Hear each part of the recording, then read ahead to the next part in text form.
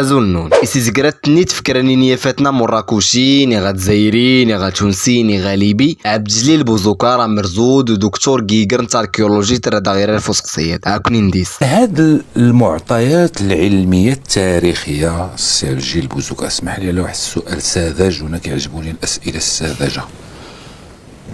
واش كاين ارتباط بالحيز الجغرافي اللي دابا كيتسمى من المغرب والمواطن والبشر اللي كيتسمى مغربي؟ كاين امتداد؟ خدينا شي حاجه الجينات ديالنا والسلوك ديالنا والشخصيه ديالنا كبلاد وديالنا كافراد، بغيتي ولا حبسنا؟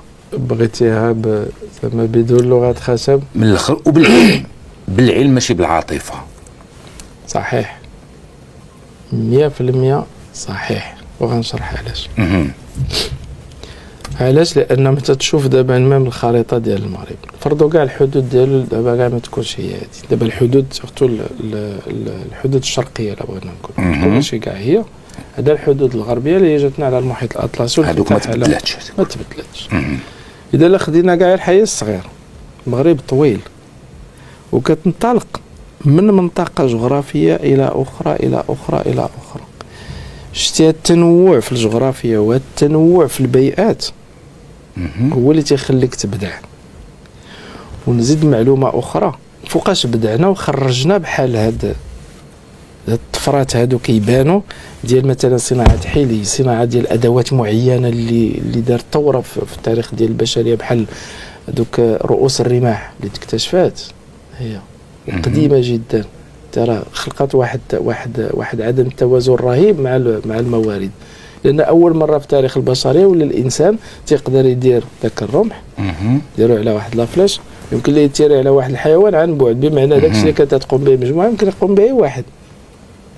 اذا هاد الامور هذه كلها، تصور هاد الامور كلها بانت فوقاش في الاوقات اللي هي الصعيبه، ماشي في اوقات رخاء.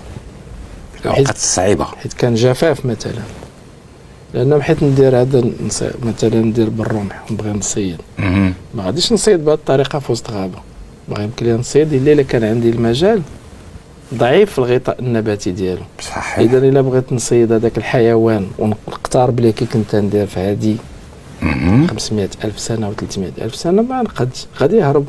صحيح. لأن هذاك الشيء عنده في الجينات ديالو. لأناش غادي ندير نقدر نحصل عليه ونصيدو عن بعد. وهذا هو الثوره هذه، راه من بين الثورات اللي من بعد اكتشاف النار. هي الرمح، معنى دوك رؤوس الرماح. رؤوس الرماح دوك محيط اكتشفوا وهنا هما الاقدم. صافي اختل التوازن، بمعنى فرد واحد يمكن ليه يقتل شحال ما بغى ديال الحيوانات ولا هو ضامن الغذاء ديالو. ولكن الغريب في الامر وهنا فين خصنا نستافدوا بزاف، داك الشيء قلت لك الجدود ديالنا تتكون الازمه تيعرفوا كيفاش يدبروها. كيظهر النبوغ ديالهم والذكاء ديالهم في الازمات، ماشي في اوقات الرخاء.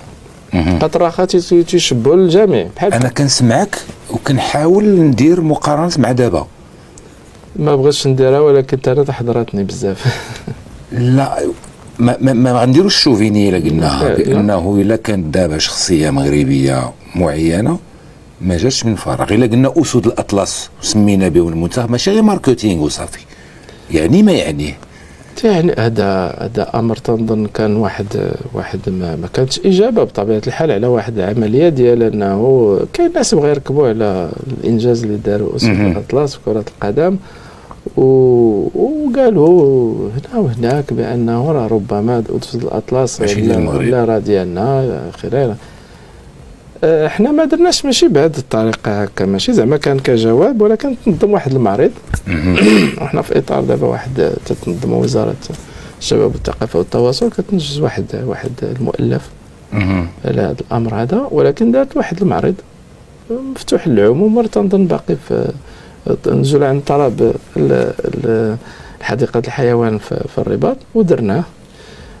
شنو اللي درنا حنايا؟ درنا واحد المساله انه قدمنا للجمهور سورتو المدارس تاريخ ديال اسد الاطلس من النشأة ديالو الى الان. اذا النشأة ديالو فين كانت هذه 2.5 في منطقة الدار البيضاء بالضبط. الدار البيضاء أقدم أثار ديالو ما كانش يتسمى أسد الأطلس، ولكن نقول الحيوان اللي عطانا أسد الأطلس من بعد الأسد سميناه أسد الأطلس. وبقى في التطور حتى وصلنا لأسد الأطلس اللي كنعرفوه دابا. غير هو اللي جميل في الأمر هو أنه الخط بقى